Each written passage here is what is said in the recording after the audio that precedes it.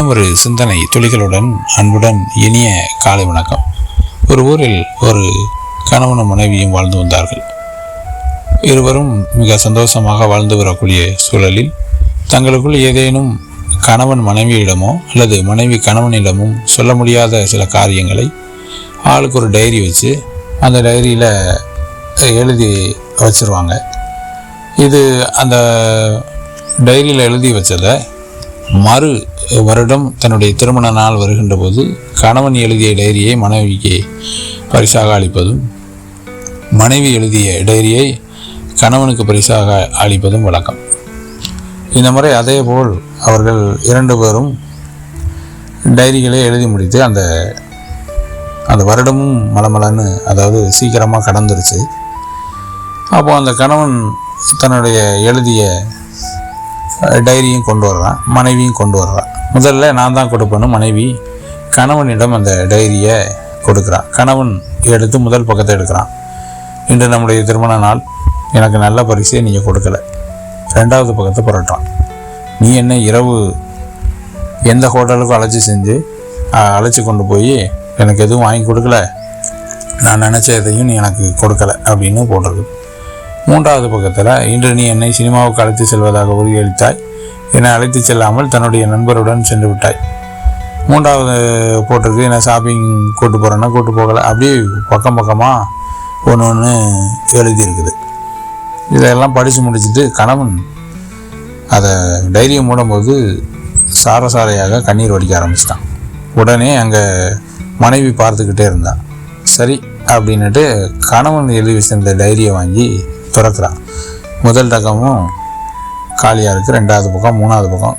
கிட்டத்தட்ட அது அந்த டைரியில் ஒரு 120 பக்கங்களில் 100 பக்கத்துக்கு மேலே எடுத்துட்டா காலியாகவே இருக்குது.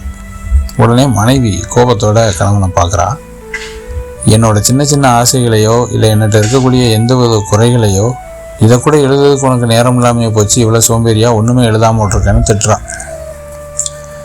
கணவன் சொல்கிறான், இந்த மொத்தத்தையும் ஒரே பக்கத்தில் எழுதியிருக்கேன், அது கடைசி பக்கத்தை நீ எடுத்து பாரு அப்படின்னு. மனைவி அதில் பார்க்குறா.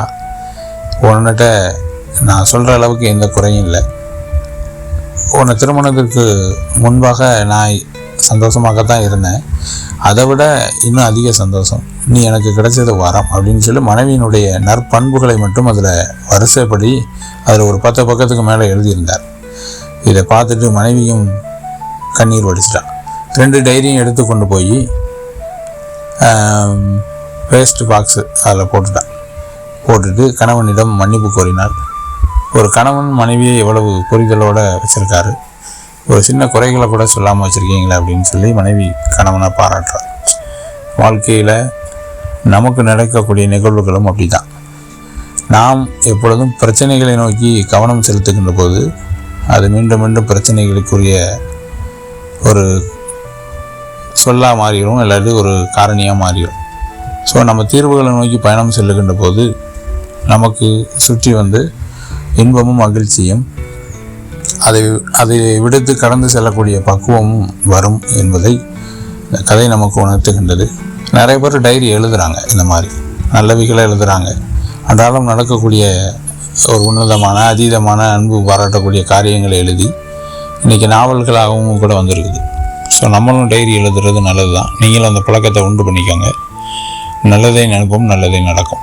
மீண்டும் ஒரு நல்லதொரு சிந்தனை துளிகளோடு நான் உங்களை தொடர்பு கொள்கின்றேன். நெல்லை மாவட்டத்திலிருந்து எஸ். சுரேந்திரன். நன்றி, வணக்கம்.